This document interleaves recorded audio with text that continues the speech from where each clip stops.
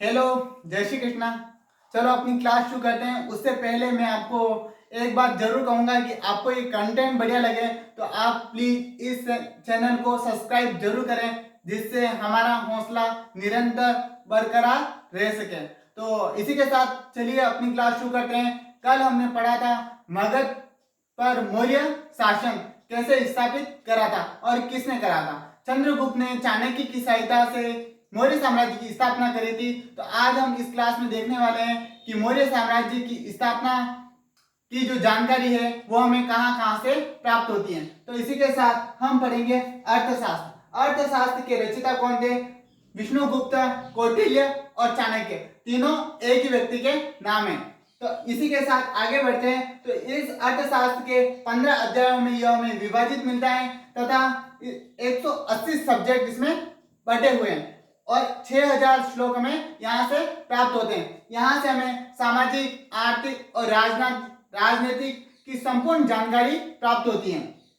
इसी के साथ आगे बढ़ते हैं। तो इंडिका की रचयिता कौन थे? तो इंडिका की रचना करी थी वो थे मेगास्थनीज। मेगास्थनीज थे कौन? तो ये सेल्यूकस निकेटस के राजदूत थे तथा ये भारत में विदेशी राजदूत के रूप में मौर्य काल में चंद्रगुप्त मौर्य के दरबार में आए थे। तथा जब चंद्रगुप्त मौर्य ने सेल्यूकस पर आक्रमण करा था और हेलेना के साथ विवाह करा था, तब ये भारत आए थे और ये कहा जाता है कि इन्होंने भारत में जो देखा सो लिखा था, यानी इन्होंने अपनी मर्जी से वास्तविकता इस ग्रंथ में नहीं दर्शाई गई है, परंतु ऐसा कहा जाता है कि इन्होंने जैसे एक वर्णन करा है कि भारत के लोगों को लिखना नहीं आता था, तो ये हम कैसे जान लें। इसके बाद इन्होंने एक भ्रामक जानकारी और दी है, वो थी कि भारत में दास प्रथा नहीं थी। तो भारत में दास प्रथा हमें अर्थशास्त्र प्राप्त होता है कि भारत में दास प्रथा व्याप्त थी।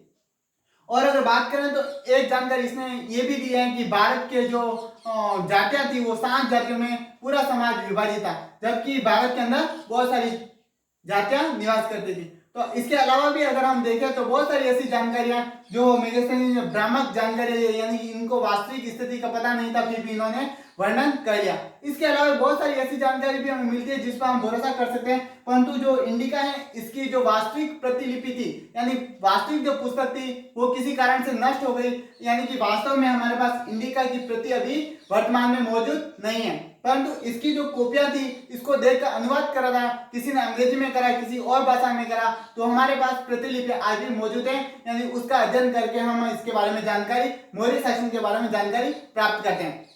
मैं यह नहीं कह रहा हूं कि इसके अंदर सारी भ्रामक जानकारी ही मिलती है, परंतु कुछ जानकारी ऐसी है जो भ्रामक हैं और इसके अलावा बहुत सारी जानकारी ऐसी भी मिलती है जिससे हमें मौर्यकालीन इतिहास की बहुत बढ़िया जानकारियां भी प्राप्त होती है, जिसके कारण हम इसका अध्ययन करते हैं। तो आगे बढ़ते हैं। तो राज तरंगिणी में कल्हण के द्वारा लिखी गई थी। राज तरंगिणी कल्हण के द्वारा लिखी गई थी और इसके अंदर हमें जानकारी ये प्राप्त होती है कि अशोक ने झेलम नदी के किनारे श्रीनगर की स्थापना करी थी। तो यहाँ से हमें मौर्यकालीन जानकारी भी प्राप्त होती है।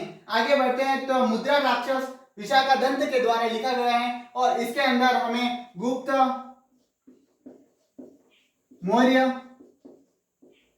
और नंद, गुप्त, मौर्य और नंद तीनों शासकों के बारे में अगर क्रम से बात करें तो नंद, मौर्य और गुप्त।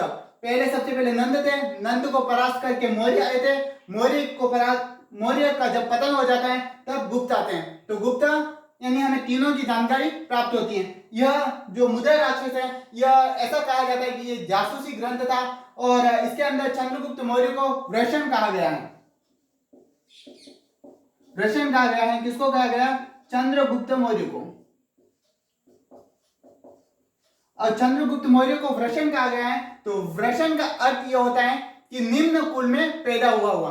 तो चंद्रगुप्त मौर्य को ये निम्न कुल का में पैदा हुआ माना जाता है। किसके अनुसार? मुद्रा राक्षस के अनुसार। इसके अंदर 3 वंश की हमें जानकारी प्राप्त होती है, गुप्त, मौर्य और नंद। इसके अलावा भी बहुत सारे ग्रंथ हैं, जैसे कि बौद्ध ग्रंथ के अनुसार दीपवंश, महावंश, यह शैली द्वीप या शैली अनुश्रुतियों के अनुसार लिखे गए थे।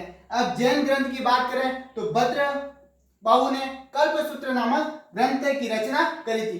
भद्रबाहु जब मगध में बहुत ज्यादा अकाल पड़ जाता है तो अकाल के कारण क्या होता है कि चंद्रगुप्त मौर्य भद्रबाहु के साथ कर्नाटक चले जाते हैं और वहां पर शैलेंद्र पद्धति के माध्यम से अपने प्राणों को त्याग देते हैं। हाँ, इसी के साथ इंडिका में एक जानकारी और भी मिलती है हमें कि भारत के अंदर अकाल नहीं पड़ते, अकाल का उल्लेख कहीं करा नहीं, तो इसी के कारण इसको हम भ्रामक जानकारी भी कहते हैं कि बहुत सारी ऐसी जानकारी जो कि इसने जो देखा सो हमने लिख दिया।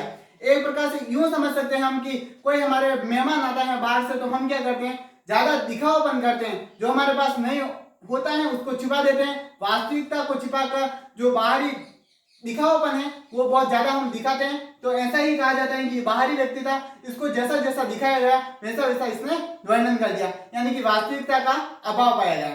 तो इसी के साथ अब हम कल पढ़ेंगे अभिलेख के बारे में, यानी अशोक के अभिलेख से हमें किस प्रकार की जानकारी प्राप्त होती है और कैसी कैसी जानकारी प्राप्त होती है। तो इसी के साथ आप प्लीज फिर से कहूंगा कि सपोर्ट जरूर करिए, अपने दोस्तों को इसके बारे में बताइए। सारी जो 12वीं का टॉपिक वाइज है, यानी परसों तक, यानी 2 या 3 दिन में हम दूसरा पार्ट है वो भी पूरी तरह से कंप्लीट कर देंगे। तो इसी के साथ जय हिंद, जय भारत।